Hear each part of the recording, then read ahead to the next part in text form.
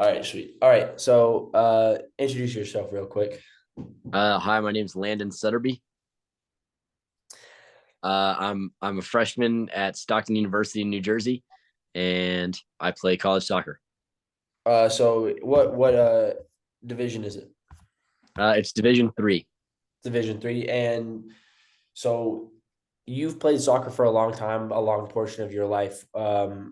When did you start, and like kind of give us a rundown of like the early years of your soccer and like break it down for us. Like what's that like just starting a sport at like a low public sport like public soccer and then moving your way up to travel and stuff like that. So I played rec soccer until I was about 8. I mean, it was all right.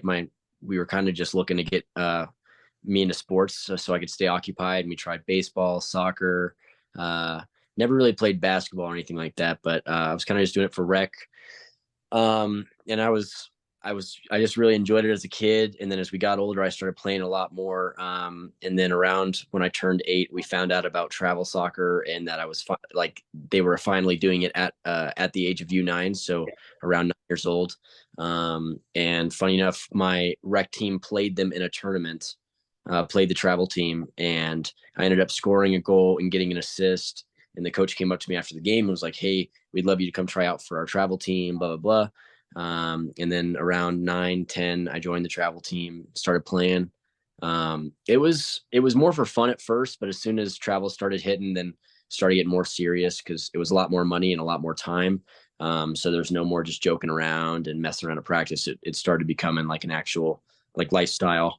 So that's how the younger years were. But yeah. So as like a kid, it's hard to kind of like grasp doing something seriously. Like your attention's all over the place. What to you was the easiest way to reel your attention into playing soccer and like just devoting your time to it versus letting other distractions come in? Honestly, the easiest way was I made my whole friend group and my whole life soccer. Like I'd have sleepovers on the weekend. It was with a soccer player. If I was going to go out and hang out with someone, it was with a soccer player. So everything I did was kind of revolving around the team and my friendships with them. And honestly, I'm still friends with a lot of the kids that were on that original team now. So it was more just making sure that my friends and the stuff that was going to distract me was people on the team and people who had the same passion for the sport. So if we were getting distracted, we could just easily reel it back in and be like, all right, now we got practice. Now we got to focus. Yeah, Um, so yeah. sweet. And then like growing up, so you play when you were 8, start when you were 4, travel when you're 8, and this is all in Florida. Um, how old were you when you moved to Mm. Colorado? And like, what was that change from not only you knowing the football scene or the soccer scene in Florida, but then having to figure out the soccer scene in Colorado and that transition from team to team? What was that like? It was kind of hard because I got to the highest level. I played for the development academy, which was like the highest level you could be. And I made the team again right before we moved, but then I obviously had to tell my coach like, hey, I'm heading out. So he tried to put me in contact with like Colorado Rapids Youth Academy and stuff like that. But we kind of took our own route on what teams we were going to check out and everything. So I joined Real Colorado, and I made the ECNL team, which is the one step under Development Academy because I was new. I didn't have a good tryout because I was timid and hadn't really played like myself. But in Florida, it was way more aggressive. A lot of like just like headbutting and just like always aggressive and everyone trying to win. And then when I came to Colorado, it was more like a technical aspect. Like they didn't care how aggressive you were, but if you could play a long ball or you could make the dribbles or take the shots, so that's what they cared about most. And they also really cared about size, which wasn't a factor in Florida. So it was kind of hard. Kids here just got it. As soon as I came to Colorado, I was about 14 and I was maybe 4'7", four Yeah, foot eight, and yeah. I'm playing with these kids who finally hit growth spurts and are like 5'9", and I'm just sitting there like just a child amongst men. But I was able to play really well my first ECNL season and kind of get in the ropes. I think I scored 37 goals and had 23 assists in my first season.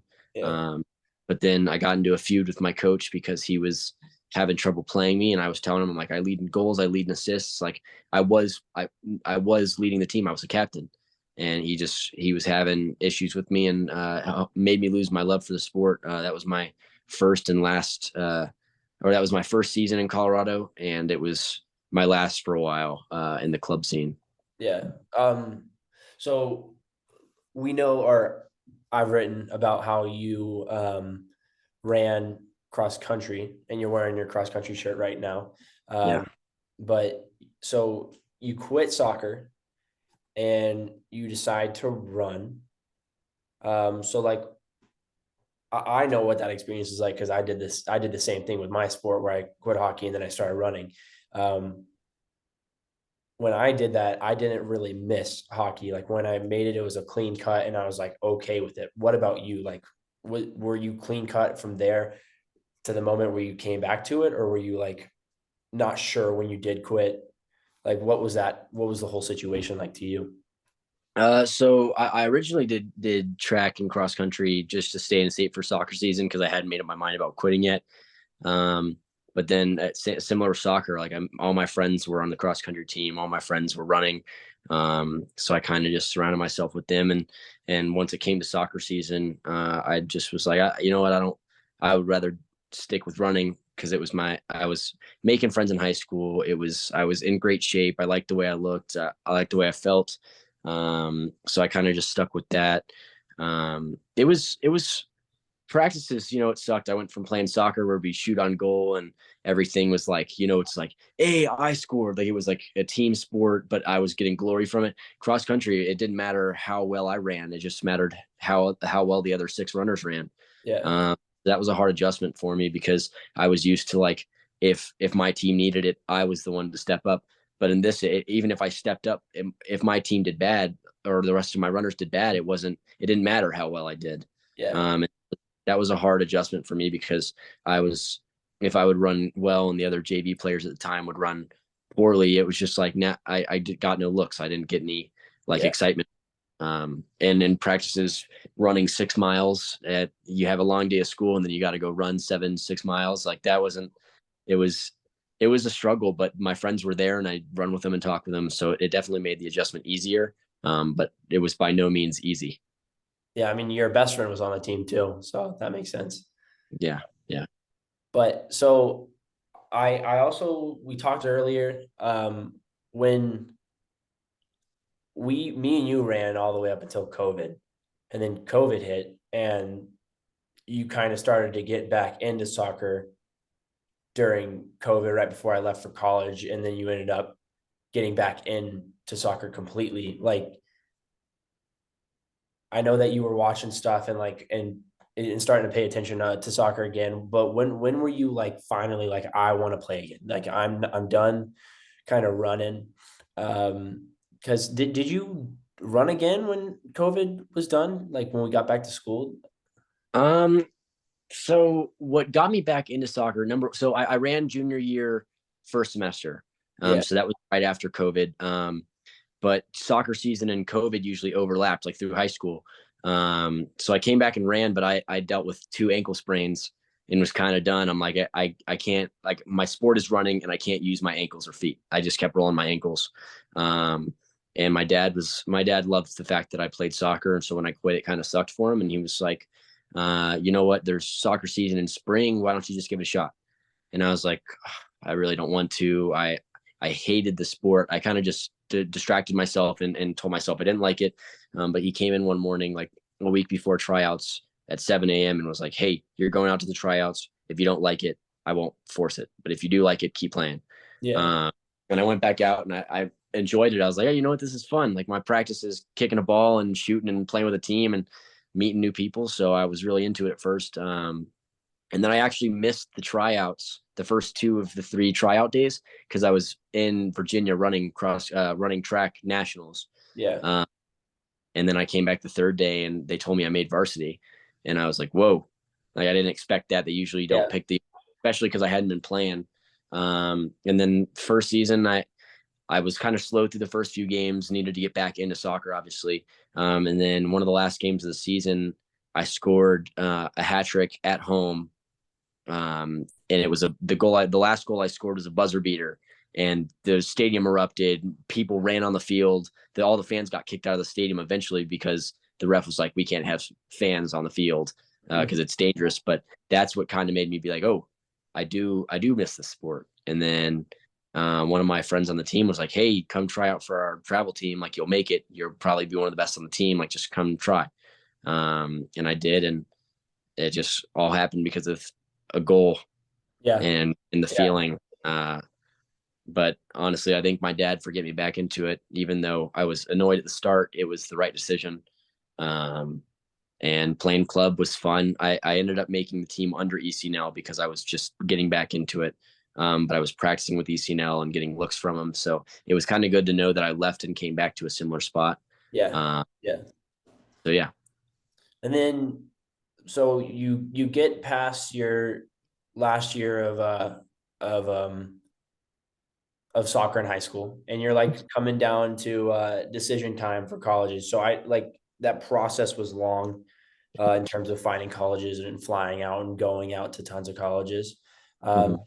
but when you're post tours and post soccer camps and like all post all the college stuff, and you're sitting down and you're trying to decide where you want to go, what made you choose Stockton over the other schools? So out of all the schools I visited, Stockton was probably one of the worst record wise. Like And soccer record? yeah, soccer Yeah. record. They were exactly mediocre, like middle of the pack. They won 9 games, lost 9 games, tied 2 games. That's like the Yeah. most mid you can be. So I was like, you know what, I can come play here. I know I would get time, which ultimately I didn't because I got distracted. Obviously, my first semester of college, I got just all over the place. But I went there originally because A, the team seemed like they were super close, and B, I thought I was going to be able to play. I was stepping into a team that wasn't doing good. Um, I just wanted to try and I also wanted to go somewhere far away from home. New Jersey is so I lived in Florida, I lived in Colorado. If you stick out a straight line, it meets right in the Northeast. So I thought I'd try somewhere new um, and kind of be independent. I did get unfortunate with the first season. Coach played a lot of seniors. I was out of shape, so he tried to prove a lesson, and the lesson went on too long because I got back into shape, and he just didn't care for it. But originally, I chose it because I wanted to play and I wanted to be far away from home. Yeah. And so you battled some injuries this year. But like next year, you've just like gone back into shape. Um, if you've told me that you proved yourself a little bit in those little mini camps right before the end of school. What do you look for in the future? What are your hopes? Because you've talked to me about wanting to go D2 from the D3. And what do you do next season, this upcoming season, to start that ball? Like get the wheels rolling on that. So already I've started hitting the gym a lot. I've been every single day, running, sit ups, like just everything that could be used to get me and keep me in good shape. Next year, my goal is to obviously get my first collegiate goal. Hoping to get above 5 goals, above 5 assists. Because then my coach can't argue with that. He tried to prove a point, and I felt like my whole second season's goal was to prove him wrong. He told me that I was one of the most talented kids, but I was out of shape. He wouldn't play me. I didn't get my chance to show him. So I'm looking to score a couple goals, get a couple assists. And then from there on, I already have, I had offers from 3 top 15 D2s in the nation: University of Tampa, Colorado Mesa, and University of West Florida.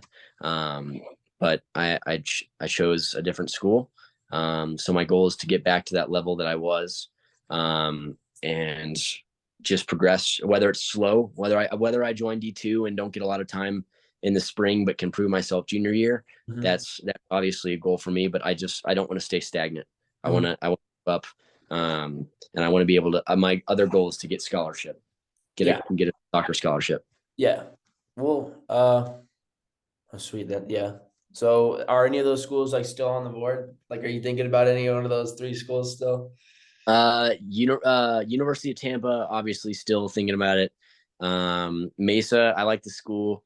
I wouldn't mind going there. West Florida is definitely off the map. But a school called New Haven in Connecticut, they're D2 I'm looking at, and I've been talking with the coach, and one of my best friends that I met from the U9 soccer team just Yeah. transferred there. So it'd be kind of cool to reunite with him, and they have really nice complexes, and it's in a new area, so I'd be up for it. And then my last question before we wrap this up is your time playing soccer is 14 of your 19 years living. Like, that's a long time to be playing. What have you learned from soccer that you're glad you learned from soccer? It doesn't have to be like the actual rules of the sport, but like, what life lessons, what has it given you that you don't like, you would never regret having played soccer because you got like these life lessons? I think it not to sound cliche, but it taught me how to be a leader. It taught me how like you can read people.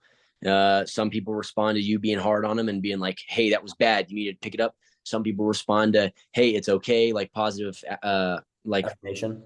yeah, that people appreciate that, and you learn how to read people. It also taught me to have confidence in myself, because as soon as confidence is gone and you don't believe in yourself, no one's going to believe in you. Yeah. So if you believe that you can make that pass, or you believe that you can get the grade, or you believe that you can do something, if you don't believe in yourself, it's not going to happen. Doesn't matter how good you are. If you don't believe that you can do it, then it's useless. Yeah. So those are the two big things I've learned is leadership, how to read people, and then just having confidence in yourself, because you're your number one supporter. Yeah. It's always going to be that. Sweet. Well, I appreciate it, Landon. Yeah, Thank you for your time today. you're very welcome. All right.